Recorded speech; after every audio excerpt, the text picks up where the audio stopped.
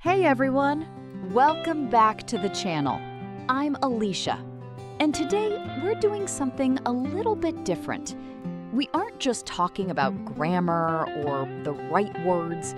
We're talking about how it feels when you have to stand in front of someone and say, "This is me." Yeah, and honestly, it feels terrible most of the time. Hi, I'm Peter, and right now I'm kind of the guinea pig for this video because I have this huge meeting next week, and I've been practicing my introduction for 3 days. 3 days, Peter? That's a lot of time for a 30-second speech. I know, but every time I try to say it, I sound like, I don't know, a robot? A very boring, very nervous robot. I have all these sentences like, I graduated from, and I have 5 years of experience in, and it just feels so empty. I get that. I think we all get that. You want to be impressive, right? You want them to think, wow, this person is the best. But in the process of trying to be the best, we often lose the person part. Exactly. I feel like I'm wearing a suit that's 3 sizes too big. I'm trying to look professional, but I'm actually just tripping over the fabric. Alicia, do you remember your first big interview in English? Oh, don't remind me. I was so focused on not making a mistake with my S endings that I forgot to actually answer the question. I think I told them my hobby was collecting pens, just because I knew how to say that word perfectly. I don't even like pens that much. See? That's what I'm doing. I'm choosing the safe words instead of the true words.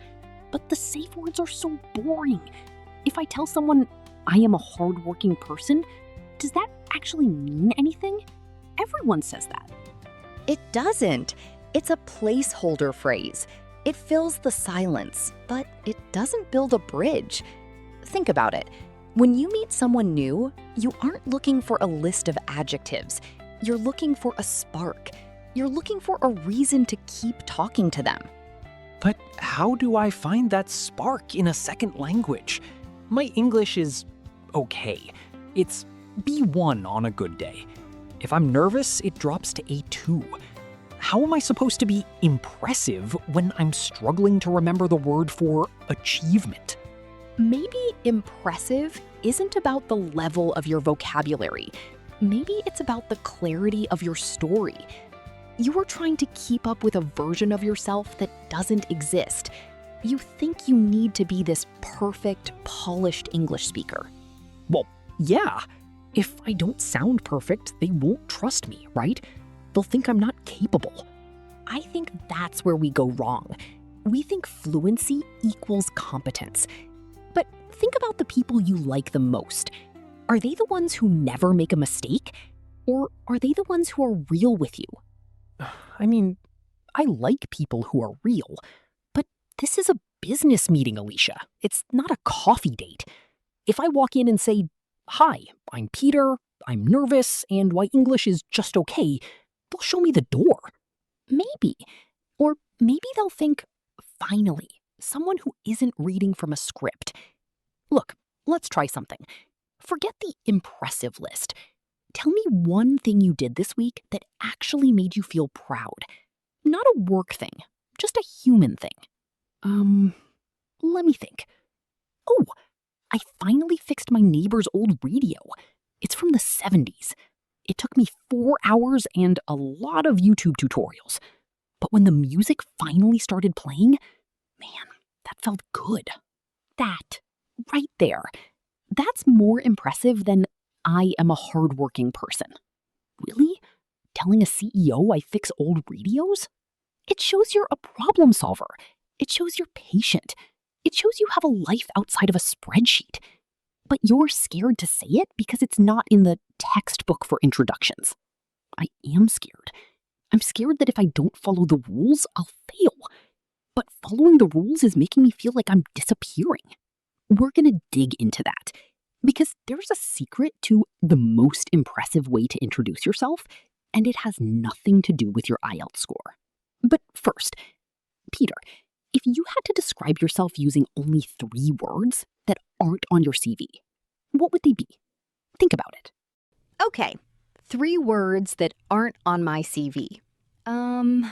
I'd say curious, relentless, and maybe a bit messy. Messy? That's bold. Why messy? Because life is messy. My process is messy. I tried to stand out in my last job by having the cleanest desk and the most organized folders. But the best ideas always came from the scraps of paper at the bottom of my bag. I used to be ashamed of that. I thought it meant I wasn't professional. But that's exactly what makes you you. When you try to hide the messy parts, you end up hiding the creative parts too. I'm starting to see that. But it's hard to open up like this, especially in English. I feel like I have a mask on. When I speak my native language, I'm funny, I'm quick. In English, I'm slow. I feel like a slower version of myself. That's the language ego problem. We feel like our personality is trapped behind a wall of grammar. But Peter, the reason you're struggling to introduce yourself isn't your English.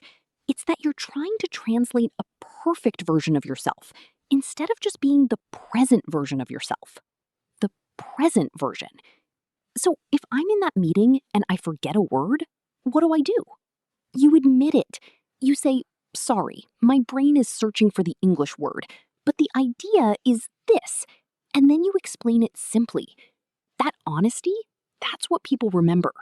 They don't remember that you forgot the word synergy. They remember that you were confident enough to be human. It's funny. We're taught that English is a tool for communication, but sometimes it feels like a barrier. I spend so much energy trying to get across the fact that I'm smart that I forget to actually connect with the person in front of me. Exactly. An introduction is not a monologue. It's an invitation. When you say, "Hi, I'm Peter," you're really saying, "Hi, I'm here. Are you here too?" If you use big, cold words, you're putting up a fence. If you use simple, warm words, you're opening a door.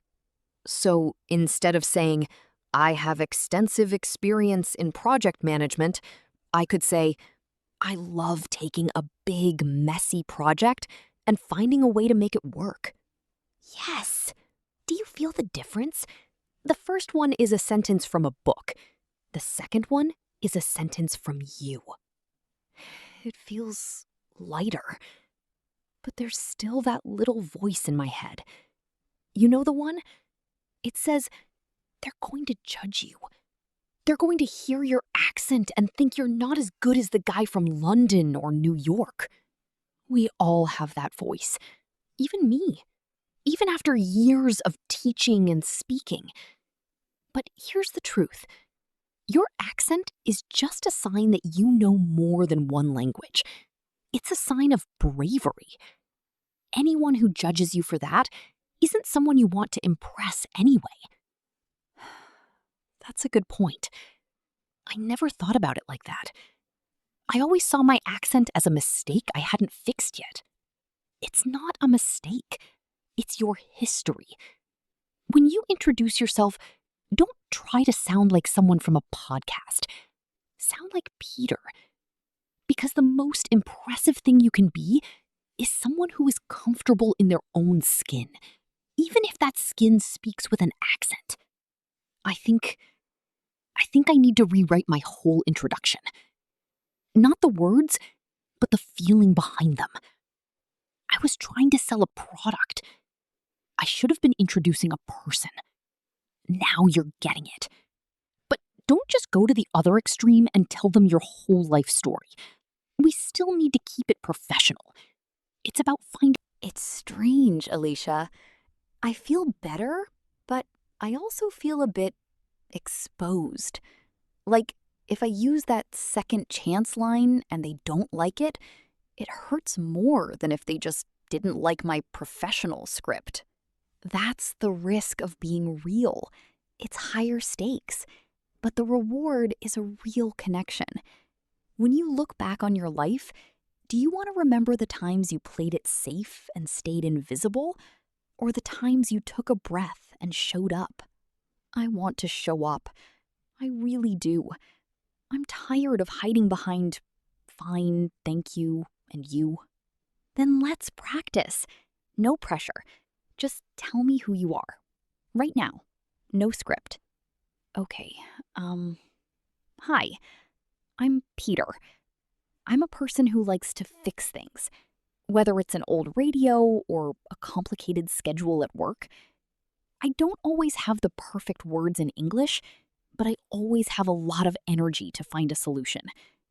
I'm here because I want to help this team find a new path forward. And, I'm actually a little nervous to be here, but I'm excited too. How did that feel? It felt honest. My heart is beating fast, but I don't feel like a liar anymore. And that's the impressive part. You showed vulnerability, which is a sign of high emotional intelligence. You showed your why, and you handled your English limitations with grace. You didn't let them stop you. I guess I just need to look back at how far I've come. 2 years ago, I couldn't even order a coffee in English. Now I'm talking about my philosophy on fixing things. Exactly. Growth is slow. It's not a straight line. Some days you'll feel like a genius, and some days you'll feel like you forgot everything. Both are okay. The goal isn't to reach a perfect destination where you never struggle. The goal is to learn how to struggle with a smile. So for everyone watching, if they're sitting there with a notebook trying to write the perfect About Me section, what's the first step? Stop writing, start thinking. Ask yourself, what is one thing I believe in? Or what is one problem I love to solve? Build your introduction around that. Use simple verbs. Use phrasal verbs. They sound more natural anyway. Instead of I have relocated to, say I moved here. Instead of I am seeking, say I'm looking for. Simple is better, natural is better. Always. And remember, the person listening to you, they're probably a little nervous too. They want the conversation to go well. They aren't your enemy. That's a relief. I always imagine them as judges in a talent show waiting to hit the red button. No red buttons here. Just people trying to connect. Thanks, Alicia. I won't say I'm 100% confident, but I'm 100% ready to try. And that feels like enough. That is enough. To everyone at home, Peter just did something very brave. He shared his struggle. Now it's your turn. In the comments below, I want you to introduce yourself, but don't give us your job title first. Tell us one thing you love to fix or one thing you're curious about. Let's practice being humans together. I can't wait to read those. It's going to be way more interesting than a bunch of CVs. Definitely. If you found this helpful, or if you've ever felt like a boring robot in English, hit that subscribe button. We're here every week to help you find your voice, the real one, not the textbook one. See you in the next video. Stay curious and stay real. Bye for now.